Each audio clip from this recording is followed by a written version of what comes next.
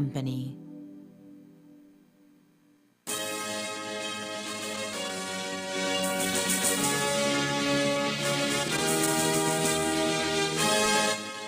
Tonight on CTV3 News, will the murder case of Ahmad be revisited after Corporal Nah is accused of Belmopan's double murder? Leader of the opposition calls for the resignation of Compol Chester Williams and Minister of National Security Karim Musa. A call for police to speed up investigation against John Saldivar. And we'll tell you about a red dye that can be found in your favorite snack that can affect your health. These are some of the stories we have for you tonight in our newscast for Wednesday, January 4th, 2023.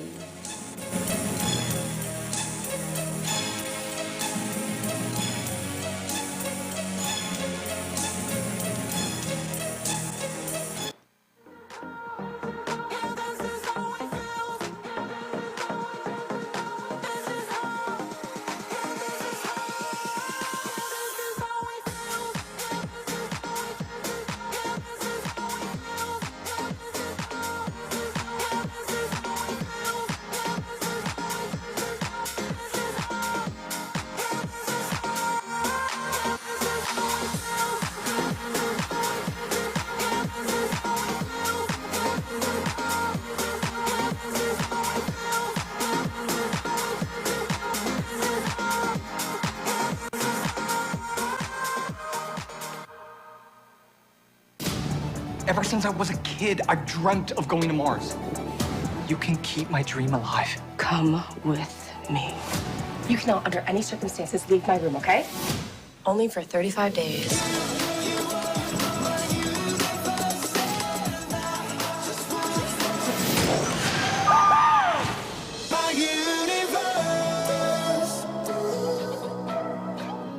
Enjoy your favorite HBO original series and movies with Centaur, your kind of company.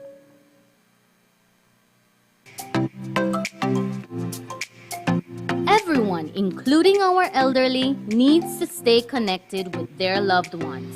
With Smart's Golden Citizen broadband program, senior citizens can sign up for 10 megabytes of unlimited internet at a low monthly cost of $25. Citizens over 65 can sign up with a valid ID and receive free installation plus 1 month free on selected broadband plans. Visit a Smart showroom near you for more information on how you can enjoy Smart's Golden Citizen broadband program. Smart, bringing people together.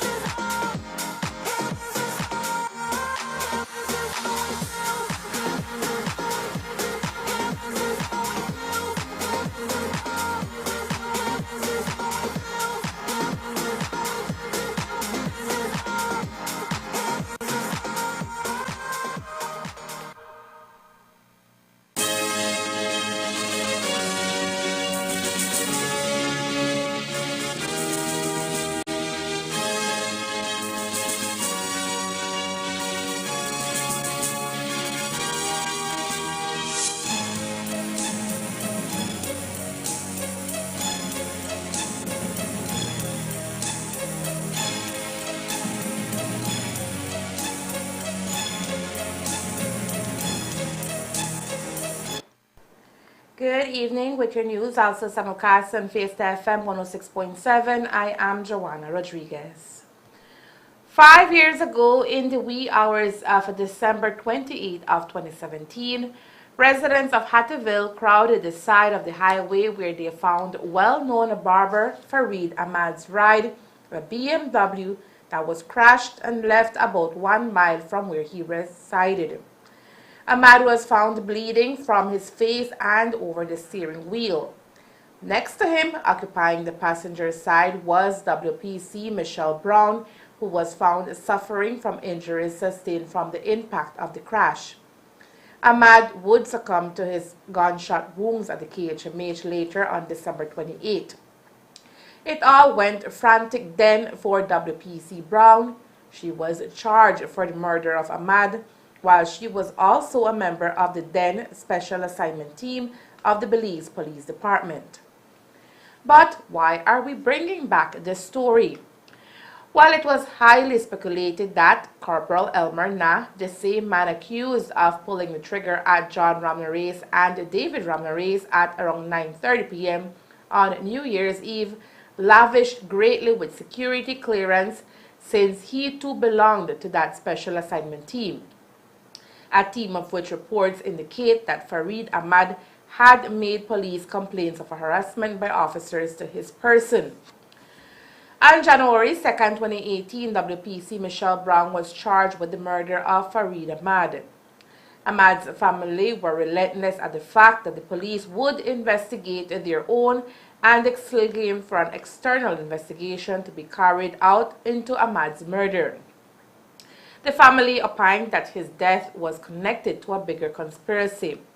In fact, the family long awaited phone records from Ahmad's phone company to validate the truth behind his killing.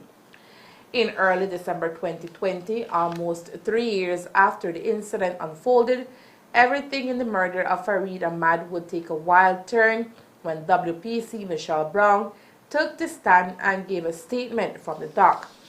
In that statement, Brown said that she wanted to exit the vehicle, but Ahmad would not allow her. In that moment, the back door popped open and the sound of a gunshot rang out after hearing a male person whose voice she recognized as that of Corporal Nah. But Nah took the stand and said that on the night in question, he spent the night at his uncle, Marco Vidal, the now estranged husband of the DPP, Cheryl Lynn Vidal. However, by December 18, 2020, 3 years after the murder of Farid Ahmad, WPC Michelle Brown was freed from the charge of being the one responsible for shooting and killing Ahmad. The Commissioner of Police was asked if the case of Ahmad can now reignite with the fact that Nah's reoccurrence in another murder seems to be a pattern of behavior. It would have to be something the DPP would have to decide. And what then? The DPP is a person of high integrity. I don't question her integrity at all. I've seen her operate and how she operates. So if it is that, I know for a fact that she was not satisfied with the outcome, and she was looking to see what can be done to have the matter reviewed. I don't know how far that got, but I will check with her to see. In law, there is a thing where it says that the evidence of a co-accused is no evidence against another. Whatever a co-accused says can only be used against that accused person. Yes, Michelle Brown made mention of certain things on the stand in court. That cannot be regarded as evidence for us. She would have to perhaps approach the DPP, give a statement separate and apart from what we already have on file. And based on that, then the DPP, if she were to find it to be believable or reasonable, may issue directives to the police where that is concerned. And for the records, Ms. Brown is no longer PC Brown. She has been dismissed from the department, just to make the records clear. Again, once we have evidence of any wrongdoing by our members, we will always ensure we do our best to hold our members accountable. Fast forward to December 31st, 2020, even though she no longer is a woman police constable, Michelle Brown is a free woman, and the man she accused of killing Farid Ahmad, a 39-year-old police corporal, Nah, is again in the center of another killing. This time, Nah's alleged involvement is in that of a double murder in Bamopan, for which police have retrieved evidence, including surveillance footage, to demonstrate in court that he is the murderer in the double homicide. Again, this cause for Nah's character to be out to question at yesterday's police briefing. Again, a team of investigators headed by myself, Mr. Greenwich, and Mr. Carcamo. We canvassed the area properly. We talked with people. We viewed video footages, and we were able to gather statements from witnesses who saw what took place. And based on that, we were able to arrest and charge Elmer Nah with the crime of murder. What was your emotional reaction when you saw how ruthless this suspect barged into this yard and just he went to kill with such specific intent and such calculation and lack of remorse coming outside and, you know, it was certainly nauseating, to say the least. Clearly, this is my opinion. The shooter have a wealth of experience in handling a firearm. The way he maneuvered the firearm and maneuvered himself shows that he is well trained. And like you rightly said, he had a specific intent to kill. While he was taken to court in Belmopan yesterday, a frightful Elmer Nah exited the prison van exclaiming that he was being wrongfully accused and he was innocent. We will keep following this story closely as it unfolds in the weeks to come. Leader of the opposition, Shine Barrow, held a press conference today to discuss a broad range of issues, including crime and the murders that occurred over the New Year's holidays, including the double murder of the Ramnarees brothers in Belmopan. While Barrow says a quick response to apprehend the culprits in the recent killings is a step in the right direction, that is not enough for the opposition. We ended the new year in tragedy, murder and mayhem, and began it the same way. The opposition has been criticizing the government, rightfully so, about citizen security for quite some time. Not that we want the government to fail in this regard, because all of us have become victims when the government fails. My issue is the government's, and in particular the Minister of Police and his commissioner, the refusal to accept criticism and to accept their weaknesses and their failures. Case in point, I am courageous and bold enough to applaud the police department for the swift action taken to apprehend the culprits both in the San Pedro murder and the Belmopan murder. For Barrow, Corporal Elmer Nah's character should have been put to question the moment he was accused openly of committing a murder, that of Farid Ahmad. When Mr. Jules Vasquez posed that question to the Commissioner of Police and the Minister, I was taken aback by the audacious, dismissive response of the Commissioner that tried to downplay the systematic problem that produces a domestic terrorist like Corporal Nah. And this is what the opposition is demanding, that the government, the Minister of Police, the Compol, put in place stricter, if there are policies, if there are watch guards, if there are oversight mechanisms to stop the Elmer Nahs before they wreak havoc on this and destruction on our society. I accept that it was under the previous administration that these gentlemen spent most of their time in service. I know Mr. Vidal has been around for quite some time. But December 9th, police officer Michelle Brown testified that Elmer Nah came into the back of Farid Ahmad's vehicle and fatally shot him. The Bladen 7, is the Bladen 7? The Bladen 7? Bladen 11. Those are 11 police officers that were arrested. No, it wasn't so many police officers, but several. Okay, There were some Mennonite farmers in all right. Several police officers, including Corporal Nah, that the government arrested. That shows you that there's endemic corruption. I understand. I have credible reports that Michael Williams was killed because, again, Mr. Nah is the enforcer of some drug ring in Belmopan, allegedly, and that the Ramnares brothers witnessed what happened and turned over the video, and that was shared with Mr. Nah. Those are the reports that I am getting. I heard the commissioner dismiss those.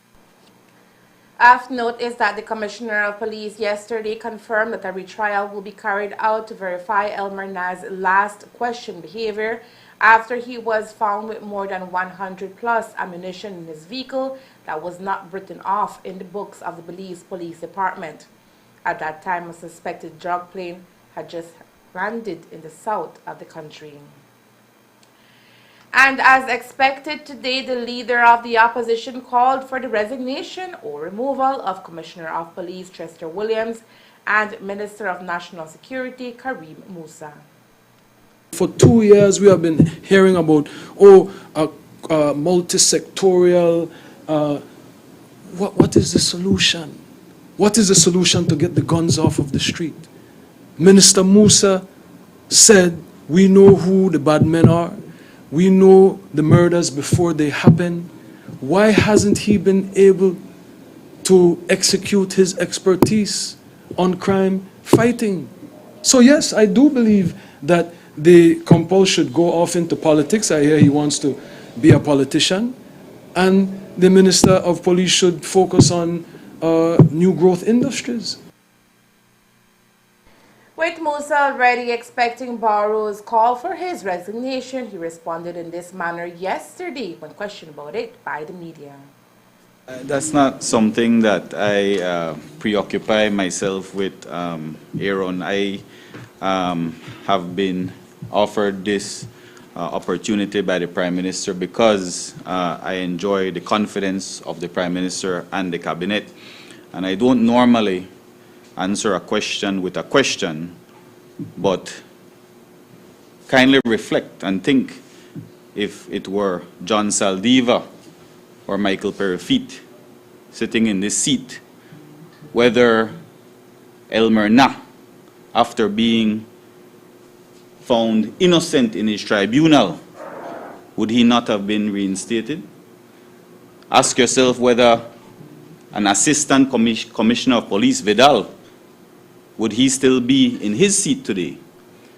I think that what we inherited is not the best thing ever, but we have, like the commissioner said, good officers, and we will make do with what we have, and at the same time go through the process of ridding ourselves, of cleansing ourselves of the types of officers that have eroded confidence in the public for so many years. This is not the UDP. Elmer Nah was not reinstated after being found innocent. So I'm just asking you to consider that. So like I said, I enjoy the privilege of serving at the whim of the Prime Minister.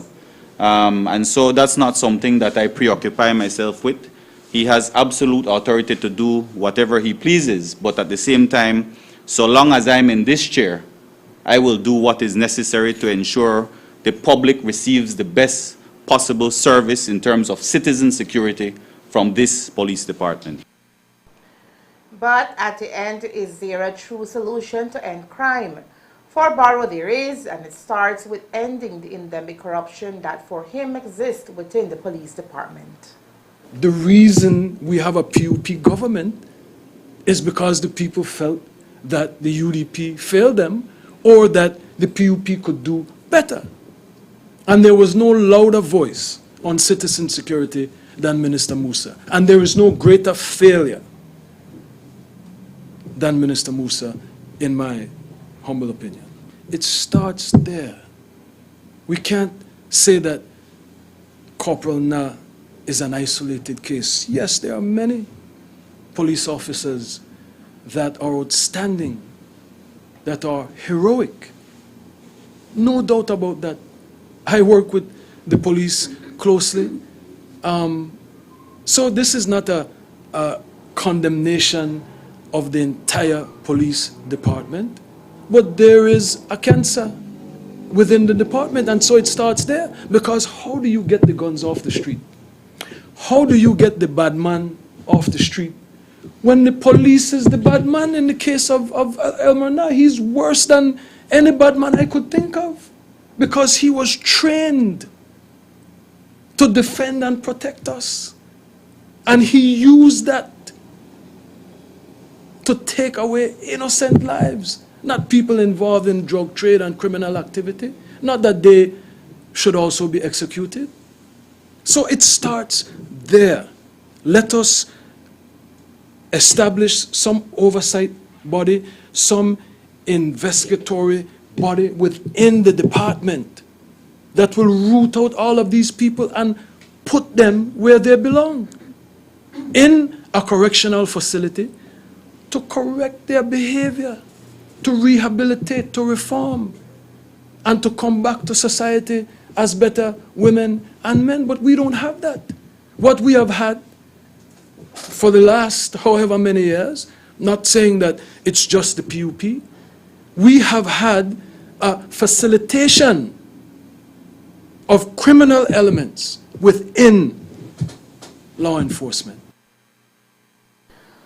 Following a UDP leadership convention on Sunday, March 27, and the emergence of Honorable Moses Shine Barrow as the new leader of the party, Honorable Barrow appeared as a guest on Jules Vasquez's Uncut talk show, which was initially aired on Wednesday, March 30th. While he was a guest on that show, Barrow faced the characteristically tough questions posed by Vasquez, a number of which highlighted his past as a gangster rap artist and cast doubt on his suitability for the role he is now playing as UDP leader and leader of the opposition. At several points during the discussion, while trying to defend his eligibility to hold national office, Honorable Barrow referred to allegations made against other prominent politicians. One of his assertions regarding Prime Minister Briceño and his late father, Eligio Briceño, who had served as the Minister of Energy and Communications under Right Honorable George Cable Price, would be viewed by many as defamatory. And those seemingly defamatory remarks that he made were later re-aired during the following day's newscast. Within less than 48 hours after the airing of the show, 2 letters were issued by Courtney Coy LLP, legal representatives of the Prime Minister, to demand an apology, and although threatening to seek damages if such apologies weren't forthcoming. One was addressed to Honorable Shine Barrow himself. In the letter, he was instructed to cease republication of the interview and to send a retraction and apology to Channel 7 and Channel 5 and all associated social media platforms. Barrow, however, did not publish an apology or retraction of his statements and instead fought the case he affronted, and today the matter was dismissed against the leader of the opposition. The Prime Minister sued me for defamation because I said if anybody was landing drug planes, it is John Briceño. In response to his New Year's message in which he said the highest ranking officials in the UDP government were landing drug planes and that he had credible information. I had gone to the Attorney General at the time, Honorable Perifit, so that we could sue him. Perifit had given an ultimatum to provide the credible information that he had. He never did it, and I responded. The learned Justice Young agreed that I had the right, according to case law, to respond to his slander, to his defamation, to his accusation, baseless, about the UDP government, who Prime Minister Barrow happened to be the Prime Minister at the time. She agreed that I had proportionately responded to his accusation and that it was not slander, it was not defamation, I'm sorry. For clarity's sake, was this your appearance on Channel 7's Uncut, or was this in another? No, this was before. This was in, I believe, 2019. I believe it was a 2019 New Year's speech, infamous speech, when Prime Minister Briceño said that he had credible information that the highest level of the UDP were involved in landing drug planes. Coming up next, Belize Rural South Area Rep called for justice as Jabriah Bowen's family prepares to lay her to rest. Stay tuned.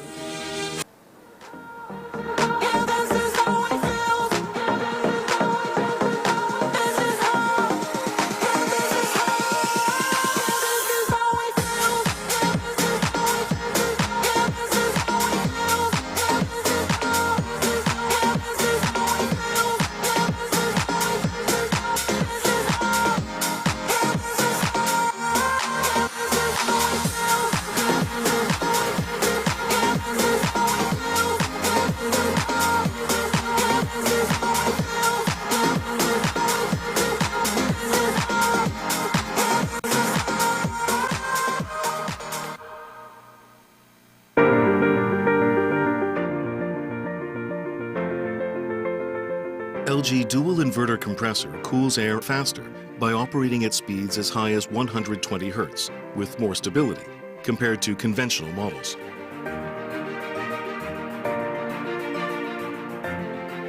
It also saves up to 70% more energy by operating at speeds as low as 10 Hz with more stability.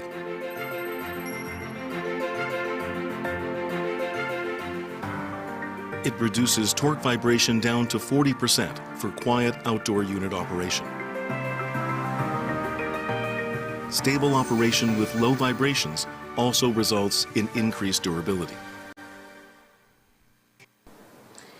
Last night we told you about 23-year-old Jabriah Bowens, who was with her family on a Belizean vacation in La Isla Bonita, San Pedro, a destination they chose to celebrate her father's birthday. But what was to be an evening of great memories turned into the worst vacation for the entire family when about 9:30 p.m. on December 30th, Jabriah Bowens was caught in the line of gang gunfire on the island. She would not survive and was pronounced dead on arrival at the Dr. Otto Polyclinic in San Pedro town. Her post-mortem examination would confirm that Bowen died from a gunshot wound to her neck. The men accused of ending Bowen's life were arraigned in the Belize City Magistrates Court. 33-year-old Lucio Salazar and 24-year-old Delson Paguada had to answer to a single count of murder. Police have also issued a wanted poster for Alfredo Trapp, who was also wanted for the murder of Bowens. Today, the area representative for Belize Rural South says that the incident that happened on the island at the time of celebration is a message that needs attention from the justice system. We do recognize as a government and as a cabinet, we have discussed that there are issues there that we need to strengthen in the judiciary system. And we are working on that as well. But at this point in time, this very moment, this terrible incident that is so glaring, that has reverberated across the whole country, and including what has happened in Bonhopan and Belize City in the times of the holidays, when it should have been a time of family, of getting together to prepare ourselves in a more renewed efforts to deal with 2023. All of this exposes himself that we are all overburdened, the police department, the judicial system, and yes, indeed, the conviction rate is very low. These are concerns that we are, but we from the elected bodies, we are committed to doing these things that we bring justice.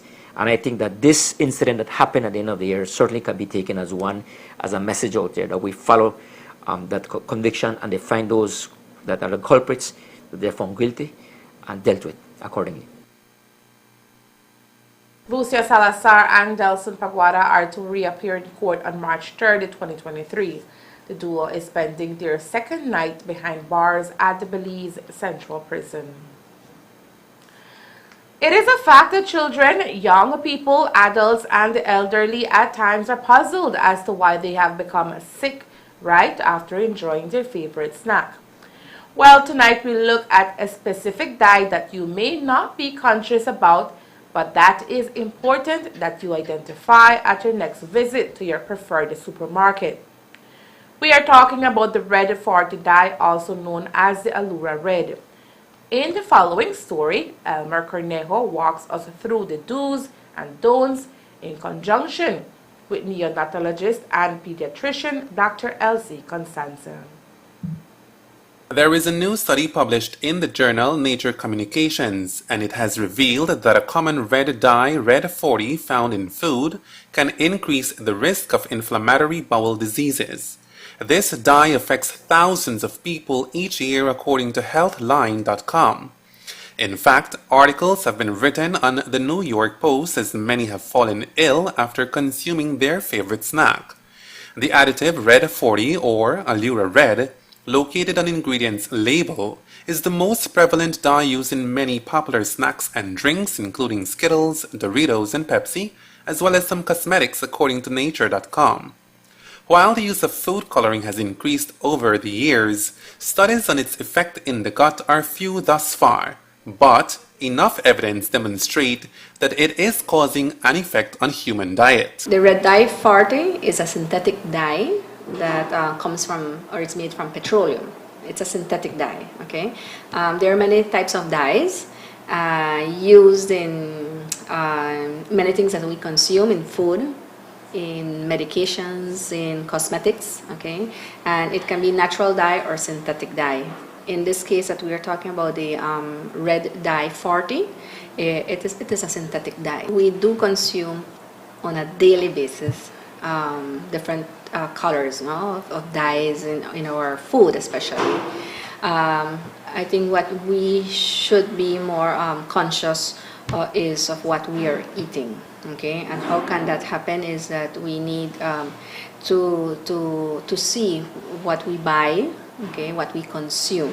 Okay, so actually we should be reading the labelings in the products that we are buying. Okay, it's very important, because it's very important for us not to or let's say exceed the amount that we should consume of these dyes daily, no? Because then of course it can be toxic as anything, no, that we exceed. Many children show up and showing just allergies, and we try to just do like a checklist of everything that the child ate, you know, trying to find out something that can be of allergen, you know, and trying to find some, you know, where or what may have caused the allergy to the child. So and a lot of the times it's because, or it's due to the dyes in the food that they consume.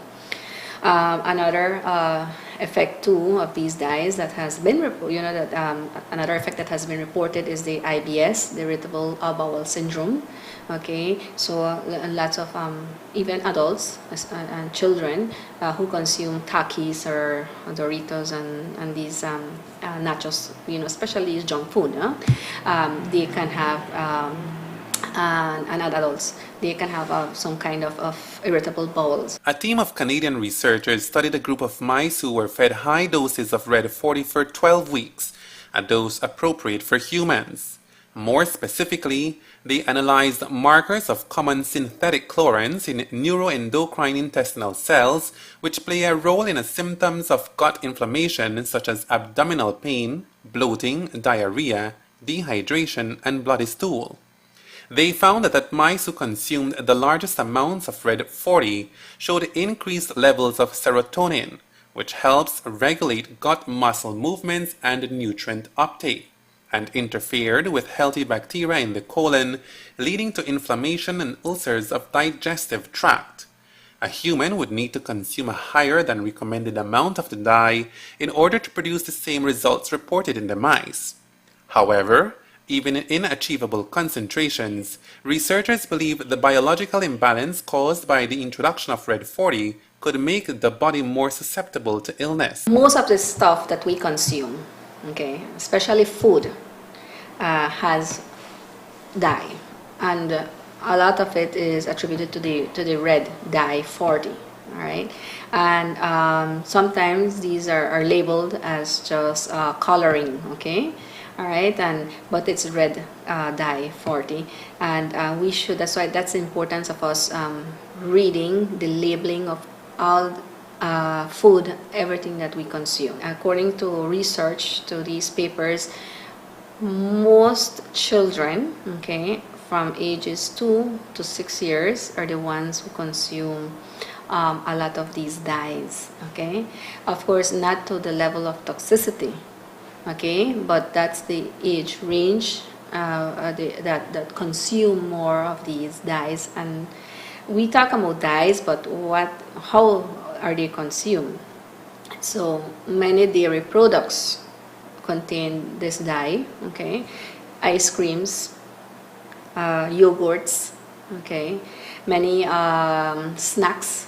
Okay, like Skittles. Okay, all these colorings, pastries, okay, icings on the cake and so forth. These contain dyes. Okay, they're red 40 dye. Snacks like Cheetos, especially, Cheetos, Doritos, the other famous one, the Takis. Okay, Takis, and the other two that has a lot of this dye is the nuts, the hot nuts. Okay, those are the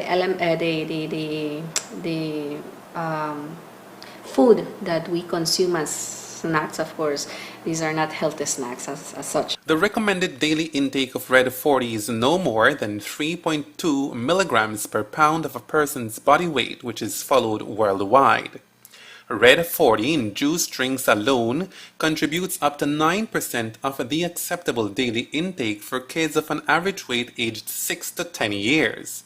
Dr. Constanza says, we are responsible for our health. The Ministry of Health especially, well, they should be vigilant now on the products that are coming in the country, that are being consumed, okay? And also, we should also make our part, our share in it, in reporting if there's any reaction to something that we eat. Now that you've heard from the professional Dr. Elsie Constanza, before you consume your next snack, it may be smart to read the fine prints on it. Remember this saying, an apple a day keeps the doctor away. Elmer Cornejo, CTV3 News. John Saldivar, former UDP Minister of National Security, who was designated several weeks ago as significantly corrupt by the U.S. State Department and whose political career seemed to have come to an end following a decision by a UDP Special Committee on December 2nd to prohibit him from representing the party as a standard bearer, is now getting ready for a convention after the UDP's National Party Council, NPC, in a Zoom meeting held on December 17, overruled the Special Committee's decision. That reversal paved the way for Saldivar to participate in an upcoming Belmopan UDP convention on February 5th in an effort to once again become the UDP's Belmopan standard bearer. He is also expected to reclaim his post as interim caretaker of Belmopan and Western Regional Leader for the UDP. Honorable Barrow has seemingly accepted the NPC decision, but today during a press conference held, he appealed to the Belize Police Department to do as it said it would and investigate the allegations of corruption made against Saldivar. The Commissioner of Police, however, went on national television and said that there was an active investigation and listed out what they were looking at, and it had nothing to do with any information from the United States. So I find that preposterous that he is using that as to why the investigation is stalled. Again, transparency requires him to have just said, this is where we are, and we will be submitting a file to the DPP shortly. And the reason for me raising the matter is because you look at the last time they said they were investigating Saldivar. Nothing happened. No report, no nothing. When the commissioner says he is investigating a former sitting minister, we expect that either way, it may be that the DPP says, you know what, no, there's nothing here. Then I will have to rest my case and move forward leading the opposition the best way I know. But I was making the point that I, along with other colleagues, have done what we can to say no to corruption, to send a message against endemic corruption, but what is the government doing? But is there any expectation on your part that Saldivar would be slapped with a charge ahead of that convention? Is there anything in the UDP constitution that would preclude someone from running for standard bearer in a convention if there's a charge? If there is a charge, certainly I would raise the matter with the MPC again, and I am confident that this time Mr. Saldivar will not get away by a narrow margin. I implore all eligible voters in Belmopan that can vote in the UDP convention for Belmopan to vote for anybody except Mr. Saldivar. If charges are levied against Saldivar after he runs in the convention, and if he is victorious, then the matter of him representing the UDP in the next general elections will be left up to the National Party Council. On February 5, 2022, Saldivar will be seeking to be selected at a Belmopan convention to be at the UDP's standard bearer for that constituency. Two other candidates who will be vying for that post at the convention are George Lovell, who is a former BDF soldier and also served as CEO in the Ministry of National Security while Saldivar was the National Security Minister, and Emil Torres. And that's the news. We invite you to join us for another newscast on Thursday, January 5th, here on CTV3 and Fiesta FM 106.7. Remember that to read a text version of the news, you can visit our website at CTV3BelizeNews.com. You can also log on to our Facebook page for current stories at Facebook.com/CTV3BelizeNews or our YouTube channel at CTV3 News BZ. Remember to wash your hands and remain safe. From all of us here at CTV3 News, thank you for watching and listening. Good night.